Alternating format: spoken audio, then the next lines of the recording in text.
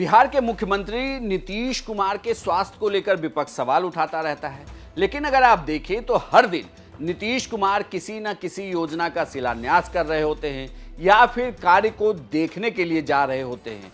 हर दिन आपको नीतीश कुमार के उद्घाटन की तस्वीरें दिखेगी, लोगों से बातचीत करते हुए वो दिख जाएंगे, अधिकारियों को गाइड करते हुए आपको मुख्यमंत्री नीतीश कुमार दिख जाएंगे।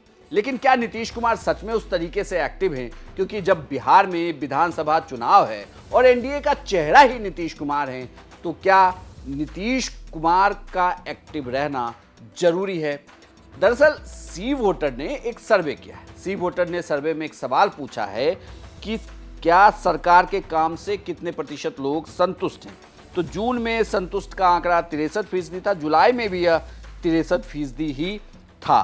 वहीं ये भी पूछा गया है कि सीएम नीतीश कुमार से आप कितने संतुष्ट हैं। तो जून में यह 59% था, जुलाई में 58% था। यानी कि इस आंकड़े में बहुत ज़्यादा फर्क नहीं आया। संतुष्ट लोग जून में 39% थे और जुलाई में वो 41% हो गए।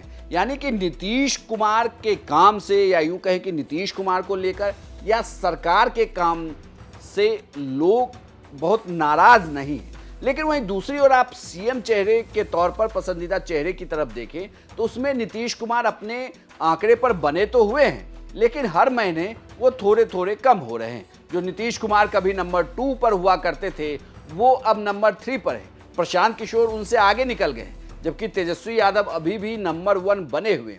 तो क्या ये माना जाए कि नीतीश कुमार की लोकप्रियता में, या यूं कहें कि स्थिरता है, और जिस तरीके से उनके कामकाज से सरकार से लोग संतुष्ट या असंतुष्ट हैं, इसका असर चुनाव में भी देखने को मिलेगा?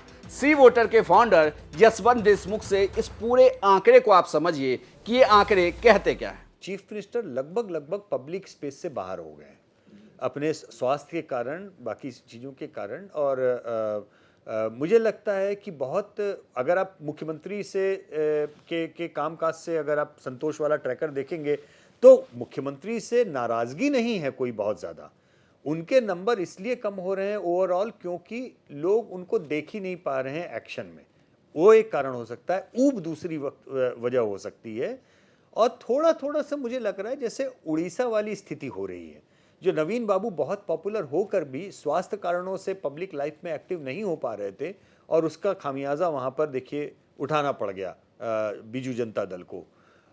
मुझे लगता है कि जेडीयू के साथ में वो समस्या होने वाली है। पब्लिक लाइफ से बाहर, एक्टिव लाइफ से बाहर होना वो ठीक है, मैनेजमेंट, थोड़ा सा फोटो मैनेजमेंट और वो सब अपनी जगह ठीक है, लेकिन सच्चाई ये है कि नीतीश बाबू के लिए नाराज़गी नहीं है, सम्मान है।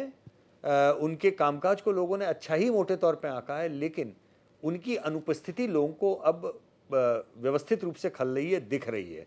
और उस अनुपस्थिति और इस वैक्यूम को जेडीयू की अगली पीढ़ी कोई अपने अल्टरनेटिव से भर पा रही हो, ऐसा नहीं हो पा रहा है। संजय झा लगे हुए हैं, कोशिश कर रहे हैं, हो सकता है उनको और ज़्यादा समय लगे।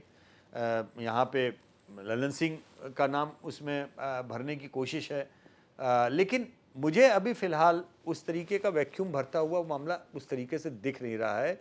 एग्रेशन जेडीयू के अंदर उस तरीके से अभी नहीं दिख रहा है। नीतीश कुमार को लेकर विपक्ष भले ही सवाल उठा रहा हो, लेकिन नीतीश कुमार आए दिन आपको सरकार के काम को देखते हुए, अलग अलग योजनाओं के शिलान्यास करते हुए दिख जाएंगे।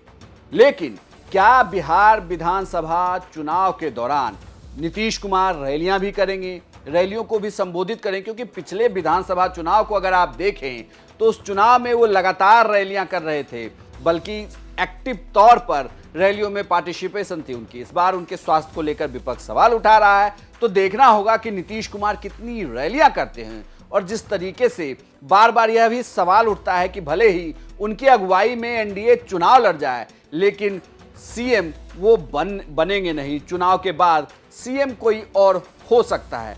क्या इसका भी असर बिहार विधानसभा चुनाव में देखने को मिलेगा? आपकी क्या राय है, हमें कमेंट बॉक्स में लिखकर जरूर बताएंगे। और बिहार की तमाम खबरों के लिए आप देखते रहिए सिर्फ बिहार तक।